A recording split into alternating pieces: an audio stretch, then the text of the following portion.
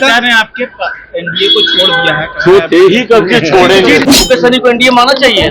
India alliance की बैठक और तो ठीक है, करें बैठक कोई, क्योंकि इन लोगों के बीच में तो बहुत ही विवाद है। कांग्रेस भी अब ना सीटों को लेकर कोई समझौता करने के मूड में दिख रही है और ना ही सीएम पेस में अपने आप को रेस से बाहर करना चाह रही है। पप्पू यादव जी भी इनके अधिवेशन में वहां पर गए, वहां पर बातचीत हुई। ये तमाम चीजें दर्शा रहा है कि कहीं ना कहीं सब कुछ ठीक तो नहीं है। कांग्रेस ने आज प्रदर्शन की है, कैसे देख रहे हैं, क्या कहेगा? देखिए, ये तमाम जांच का विषय है। अगर इसमें कोई दोषी है तो जरूर कार्रवाई होगी। कानून से ऊपर तो देश में कोई नहीं है ना।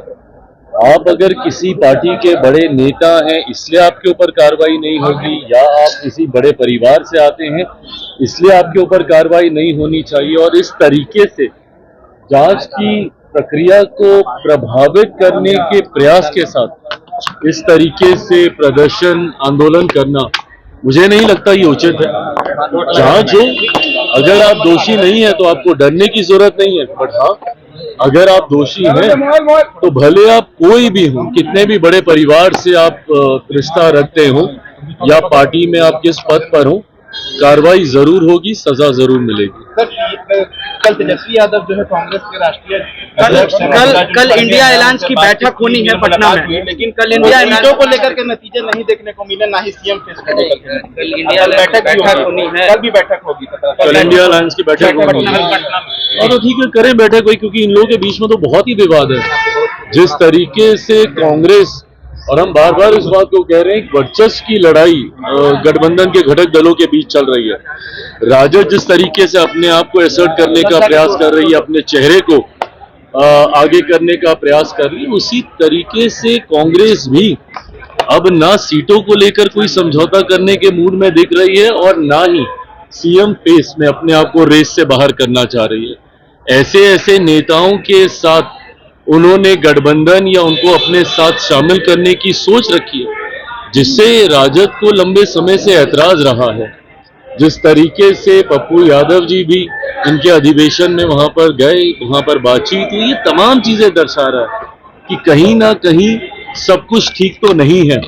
तथाकथित महागठबंधन या इंडिया अलायंस जो भी है, सब कुछ वहां पे ठीक नहीं है।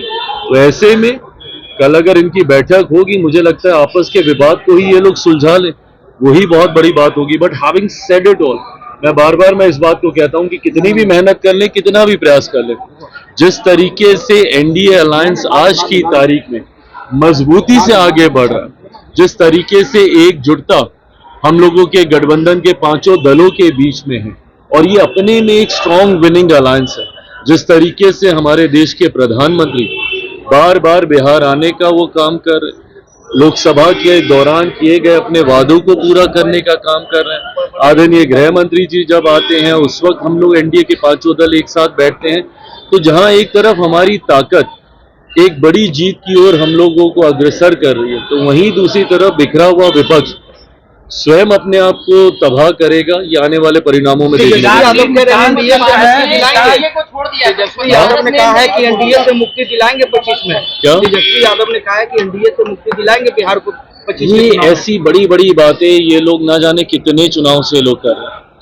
लोकसभा के चुनाव में हर बार ये लोग ऐसे ही बड़े बड़े दावे करते हैं। क्या हुआ, कितनी सीटें जीत पाए ये लोग, कितने पे लड़े थे और कितनी जीते, ये भी ये लोग देख लें। तो ऐसे में बातें करने से नहीं होगा। है क्या आपके पास जनता के बीच लेके जाने के लिए? 90 का वो दशक जहां पे अपराध और भ्रष्टाचार चरम सीमा पे था, क्या है आपकी बिहार को लेकर सोच? बताए ना। जिस दल के पास सोच नहीं, जिस गठबंधन के पास कोई विजन नहीं, बिहार को कैसे आप विकसित बनाएंगे? आप ही की वजह से बिहार आज बर्बादी की कगार पर आकर खड़ा हुआ है। ऐसे में जनता आपके ऊपर क्यों विश्वास करेगी? और जनता आपके ऊपर विश्वास नहीं करती, इसीलिए बार बार आपका गठबंधन राष्ट्रीय स्तर से लेके अलग अलग राज्यों में हार का उनको सामना करना पड़ता है। आप बता दीजिए, महाराष्ट्र में किस तरीके से इन लोगों का गठबंधन हारा, हरियाणा में किस तरीके से, दिल्ली में जिस तरीके से इन लोगों की हार हुई। विपक्ष आज की तारीख में कम से कम जनता के बीच अपना विश्वास पूरी तरीके से खो चुका है। ये लोग अलग अलग विषयों को लेकर मुद्दा बनाते हैं, वक्त को लेकर दुनिया भर का ये लोग आंदोलन करने का काम करते हैं। जब ये विषय आता है, क्यों नहीं इनके कोई बड़ा नेता जाके सदन में बोलता है? जब ये वक्त की जब बात चल रही थी, राहुल गांधी जी, प्रियंका गांधी जी, इन लोगों ने तो बोलना तक जरूरी नहीं समझा।